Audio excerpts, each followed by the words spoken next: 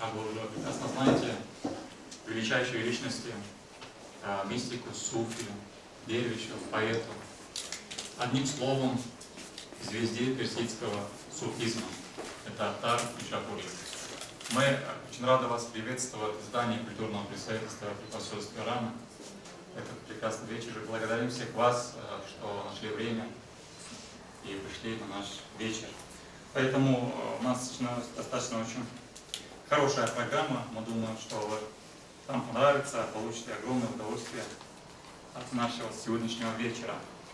Я вот прежде всего хотел бы предоставить слово для приветствия доктору Абутару Ибрахиму Талкаману. Он является руководителем культурного представительства при посольстве Ирана в Москве. Пожалуйста.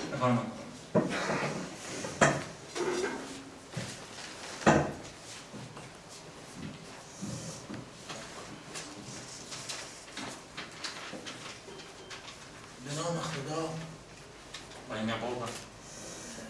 به همه شما خوش آمد میگم بابت شرکت در این مراسم. Я приветствую всех вас, добро пожаловать, что вы нашли время, пришли для участия в нашем вечере. روز 25 فروردین به نام روز عطار به ثبت رسیده و این جلسه به مناسبت بزرگداشت عطار نیشابوری برگزار میشه. 25 февраля или 12 апреля этот день знаменуется днем, значит, посвященным Аттару Нишапури, признанным этот днем в качестве дня памяти Аттара Нишапури, поэтому этот наш вечер посвящен именно этому событию. مشهور است که عطار در سال 1146 میلادی متولد شده و در سال 1221 میلادی وفات کرد. Мы все знаем, что Аттар Нишапури родился в 1150 году и в 1230 году он скончался. یعنی عمر 78 ساله‌ای رو عطار گذرونده. Это означает, что Аттар прожил 78 лет жизни. من به یکی از باورهای عطار امروز مایلم اشاره بکنم در این جلسه. Я сегодня хотел бы напомнить об одном убеждении, можно сказать, что верование Аттара Нишапури. یکی از کتاب‌های عطار کتابی است به نام منطق الطیر. Одной из книг Аттара называется «Мантекутер» или «Беседа птиц». در اینجا یک داستانی رو عطار نقل میکنه و از این داستان یک مقصودی داره. Значит, Аттар здесь рассказывает очень интересную, значит, притчу, рассказ, и действительно он преследует одну цель в этом рассказе. عطار میگه تمام مرغان عالم تصمیم گرفتن برای خودشون یک پادشاهی انتخاب بکنن و بنا رو گذاشتن در اینکه این پادشاه رو انتخاب بکنن و نظر همه این شد که سیمرغ رو به عنوان پادشاه خودشون انتخاب بکنن و سیمرغ در جایی بوده به نام کوه قاف، جای بسیار دور و دسترسی به اونجا به سختی امکان پذیر. В общем, этот рассказ описывает следующее, что все птицы мира собрались, чтобы выбрать для себя падишаха или повелителя, скажем. И они собираются, приходят к такому выводу, чтобы выбрать для себя повелителя. Повелитель среди своих птиц, они выбирают симурга, или жаб птиц, если не ошибусь. И они выбирают его, и это место находится совсем очень далеко, под названием вот гора Каф. تصمیم میگیرن همه با هم برن به سمت کوه قاف. Все принимают решение идти в сторону вот этой горы Каф. و در اون کوه قاف سیمرغ رو ببینن و به رهبری خودشون انتخاب کنن. Чтобы увидеть вот в этой горе именно этого симурга или жар птицы, чтобы призвать, чтобы он стал их лидером или повелителем. بسیاری از مرغانی که شروع میکنن این سفر رو در راه از بین میرن. Многие птицы, которые собрались в путь и едут в эту сторону, летят в эту сторону, по дороге умирают, погибают. و یکی دچار آتش میشه، یکی دچار گرسنگی میشه، یکی دچار هلاکت توسط باد و بوران میشه و نهایتاً تعدادی از این مرغان به این کوه میرسن. Но по разным обстоятельствам, случаям каждый из этих птиц погибает, имеется в виду, попадает в огонь, другой имеется в виду, что недоедание, имеется в виду голода. Ну, разные такие случаи, они погибают, а большинство из них все-таки добирается до цели. این تعداد 30 مرغ هستند. Это число их 30 или 30 птиц добирается до цели. و پادشاه که نامش سیمرغ بود، اونم به معنای سیمرغ دیگه، ولی این 30 مرغ بوده، اون سیمرغ بوده. Значит, этот падишах или повелитель, который они шли в его сторону, называли его Симургом. А этот был Симург, получается, жар птица, с другой стороны, а это 30, получается, птиц. اینها این نشون میده که عطار میخواد با این حرف بگه که اون سیمرغ هم خودتون هستید. Одним словом, Аттар хочет показать этим, сказать следующее, что это 30, значит, птиц являетесь именно вы. در واقع میخواد بگه که اگر خدا رو میخواید بشناسید، خودتون رو بشناسید. На самом деле, этим хочет сказать, что если вы хотите познать Бога, сначала должны познать себя. و اون روایتی که من عرف نفسه فقط عرف ربه، هر کس خودش رو بشناسه خدا رو شناخته. عطار میخواد اینو بگه، میخواد بگه خدا چیزی نیست که از بیرون بخوای اون رو بشناسی، در درون خودته. То известное предание, которое существует, достаточно известное, которое говорит, что для того, чтобы познать Бога, необходимо сначала познать себя. Именно поэтому Аттар говорит этим рассказом следующее, о том, что необходимо искать Бога внутри самого себя, а не где-то, значит, внешне. عبارتی که عطار داره میگه که فلم یرو الا سیمرغ، این پرنده ها هیچ چیزی ندیدن در کوه قاف جز سیمرغ. Аттар этим хочет сказать, что эти птицы в этой горе Каф ничего не увидели, кроме этого Симурга, самого себя. یعنی اگر واقعا انسان میخواد خدا رو بشناسه، نیازی نیست از بیرون خدا رو بشناسه، به درون خودش مراجعه بکنه. آیه قرآن هم میگه که و فی انفسکم افلا تبصرون، خدا در درون شماست، چرا نمیبینید؟ Этим хочет сказать следующее, Аттар, что если кто хочет познать Бога, то он должен необходимо в первую очередь, значит, обратиться к себе, внутри себя, искать Бога внутри себя, а не где-то за пределами, имеется в виду, себя и своего тела. Поэтому в Священном Коране существует аят, который говорит о том, что именно Бог находится внутри вас, вы должны его искать внутри себя, а не где-то. بنابراین عطار راه سلوک و عرفانی رو که خودش طی کرده به بهترین زبان این رو بیان کرده. Именно Аттар, который прошел этот путь, эти этапы суфийские, для того, чтобы, имеется в виду, постичь Господа, именно наилучшим образом, посредством этого рассказа излагает его. داستایوفسکی یک داستانی داره، مایلم این داستان رو نقل بکنم. Достоевского есть очень интересная такая вот рассказ, и хотел бы его рассказать вам. داستایوفسکی از یک خیابانی نام میبره به نام نفسکی در سن پترزبورگ که میگه در این خیابان در زمانی فقط اشرافزاده ها میتونستن بیان و حرکت بکنن. Достоевский говорит, упоминает в этом рассказе одну улицу Невский, и он говорит о том, что вот в этой улице в основном ходили именно знатные люди. و یک کارمندی از نظر مالی وضع خوبی نداشت، نمیتونست لباسی که لازمه برای عبور از این خیابان یا درشکه‌ای که لازمه رو اجاره بکنه، نمیتونست اینا رو تهیه بکنه. Значит, один простой рабочий, который, как бы, у него не было такого, скажем, в плане материала, как бы, такого состояния, имеется в виду, Он не мог, скажем, купить или надеть хорошие вещи, имеется в виду, одежду, чтобы быть как вот знатными люди, чтобы пройти именно по этой улице или, скажем, арендовать тоже коляску, подобающему вот знатным людям, чтобы проехать именно по этой улице. اما آرزوی عمیقی داشت که یک بار هم شده یک درشکه اجاره بکنه و لباسهای فاخری بپوشه از این خیابان رد بشه. Но у него достаточно было глубокое, можно сказать, что желание к тому, чтобы именно хотя бы один раз в жизни арендовать эту коляску, одеть достаточно богатые вещи, богатому знакомому человеку и пройти, имеется в виду, по этой улице. پولاشو جمع میکنه، لباس خوب و کلاه سیلندری میخره برای خودش، سوار درشکه میشه، از این خیابان شروع میکنه به حرکت با یک تبختر و با یک غروری.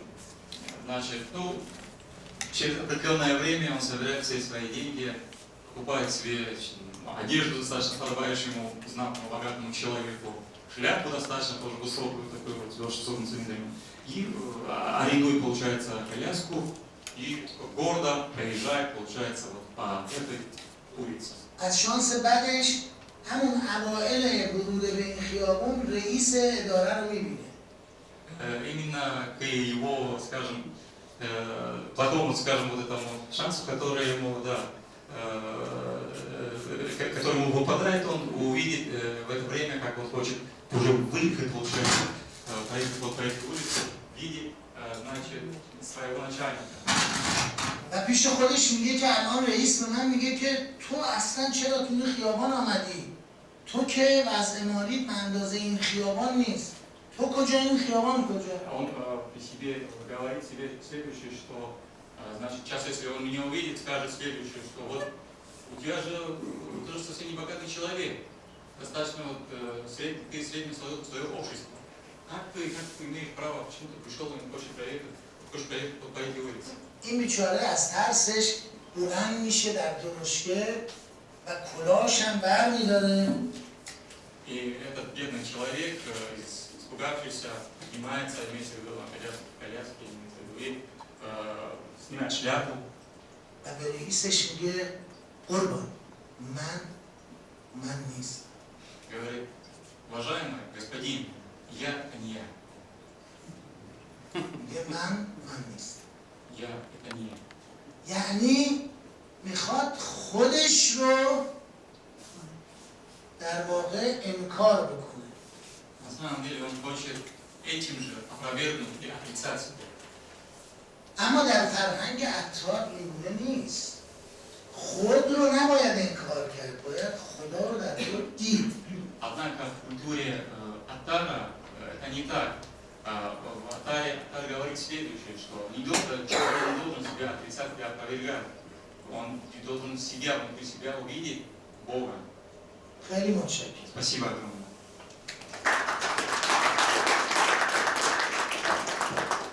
Огромное спасибо достаточно за очень поддержательное, плодотворное выступление господина Ибрахими.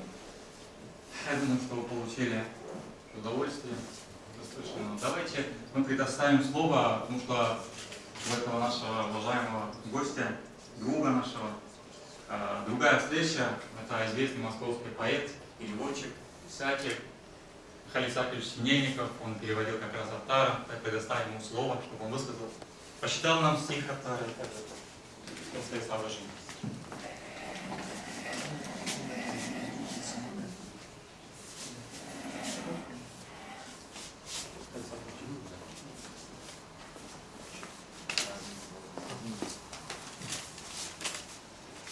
Здесь я понимаю, что на листе, для кого имя поэта дорого, те, кто знает его творчество и скажут о нем.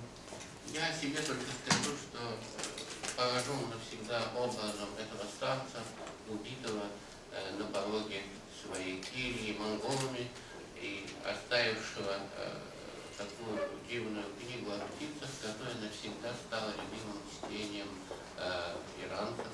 Ее пытались здесь переводить вообще, к сожалению, его переводов мало. Я почну перевод свой маленькой газели, в которой он дерзко сравнивает себя с зороастрийцем, понятно, себя, сына земли, который родился на земле и уйдет в землю. Я Гебр, что капище воздвиг, страшнее нет еретика. Я с крыши храмовой воззвал, на мир взирая свысока. К неверию, к нечестию вас, о мусульмане, я призвал. Вновь идолов украсил я, столь чтивых в давние века. Я Гебр, ведь с матерью родной соединился я в грехе, да с матерью я согрешил, вина такая велика. Был девственницей рожден и назван Иисусом я, вновь материнского испил я сладостного молока. О, люди, молвите, когда Аттара бедного сожгу, что я пожертвовал собой, и это так наверняка.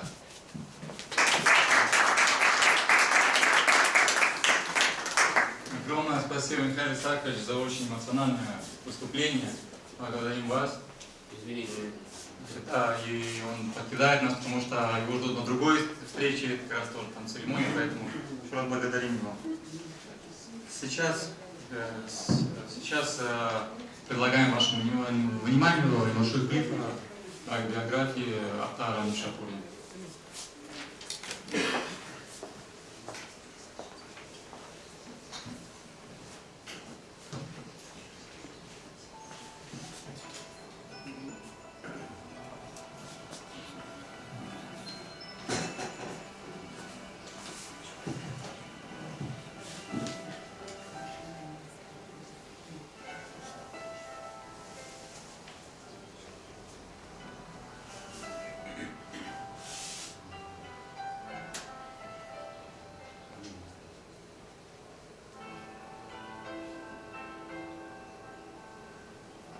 Аттар, звезда персидского суфизма. Фаридуддин Аттар, мистик, дервиш, суфий, кто всегда думал о потусторонней жизни, о любви к Создателю, о путях достижения истинной любви. Именно поэтому стихи Аттара проникнуты страстным стремлением к единению с Божеством, глубокими философскими мыслями. Аттар родился в городе Каткан, Нишапуре, в 1150 году. Эта дата считается спорной, и некоторые его биографы считают годом его рождения 1119 или 1136. Он был сыном аптекаря, и в молодости, пока был жив его отец, он много странствовал, бывал даже в Египте и Индии. После этих странствий он возвратился в Нишапур и, получив наследство от отца аптеку, продолжил его дело. И само имя его, Аттар, означает аптекарь или химик. Дальнейшие его странствия в течение многих лет были исключительно духовными, и он не только сам прошел весь суфийский путь, но и указал другим его главные этапы. Об этом его знаменитые учения о семи долинах. Многие свои сочинения он создавал в аптеке, и нередко там собирались за советом и лекарством сотни людей, которые смиренно ожидали момента, когда вдохновение и творческий экстаз позволят Аттару отвлечься на мирские дела. Аттара знает последователям творчества Санаи. Поэта Мауляви заявляет, что Санаи был духом, а Аттар его очами. Он не только свободно себя чувствовал во всех видах стихосложения, но и написал ценный трактат о биографиях мусульманских святых и мистиков Тафсиратуль Аулия. Фаридуддин Аттар говорит, у тех, кто слушает рассказы о святых, возникает желание найти Бога и отречься от мира. Растет чувство любви к Господу и развивается желание накапливать в себе те необходимые качества, которые перейдут человеком в мир иной. И самое главное, то понятие, которое члены ордена трофистов назвали «момента мори» – памятование смерти, начинает занимать важнейшее место в их жизни.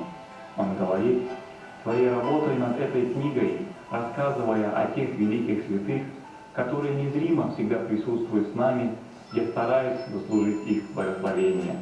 Я хочу, чтобы эти святые походатайствовали за меня в судный день, подобно подвижникам пророка, вступившимися за собаку, которая обычно лежала у порога двери, когда они уединялись для размышления о Боге. Меня укрепляет в этом желании предание о том, что Джамал Мусли, проживший жизнь в огромных лишениях и при этом даривший необычайно щедрые подарки бедным, мечтал лишь об одной милости. Он хотел, чтобы его похоронили в ногах могиле пророка, а надгробие было высечено надпись «Твоя собака лежит у порога». Поэтическое наследие отца огромно, однако он сам считал поэтическое творчество как два треугольника. Первый – Илал-Минаме, божественная книга, о мистической любви, Асрар-Наме, книга тайн, об общих принципах суфизма, и Мантекутеев, беседа птиц, красивая аллегория движения мистика к единению с Богом, а второй – Мусилат-Наме, книга о страданиях, Мухтар-Наме, сборник стихов, Иван. Отца погиб в 1230 году во время монгольского нашествия от руки одного из завоевателей. Его гробница находится в Нишапуре.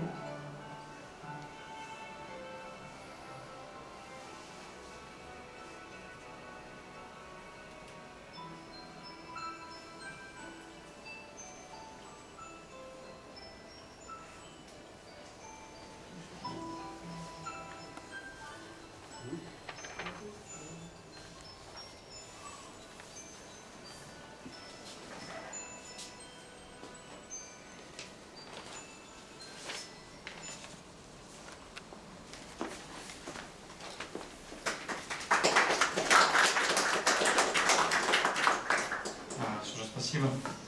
Сейчас хотели бы предоставить слово уже человеку, который является знатоком и исламской гносеологии или ирфана, суфизма, и нашего большого друга, специалиста.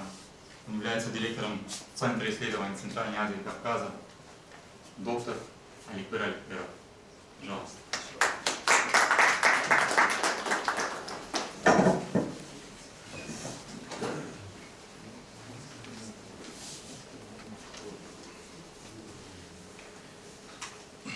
Я хотел бы прежде всего всех вас приветствовать. Это очень приятно и радостно видеть столько людей на мероприятии, посвященному поэту.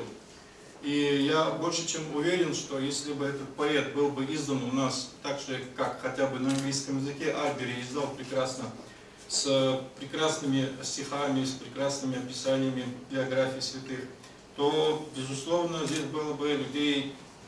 Наверняка здесь мы не поместились бы, и нужно было снимать большие залы. И вот недостаточность переводов, которые у нас на русском языке, это одна из проблем, которые, к сожалению, существуют.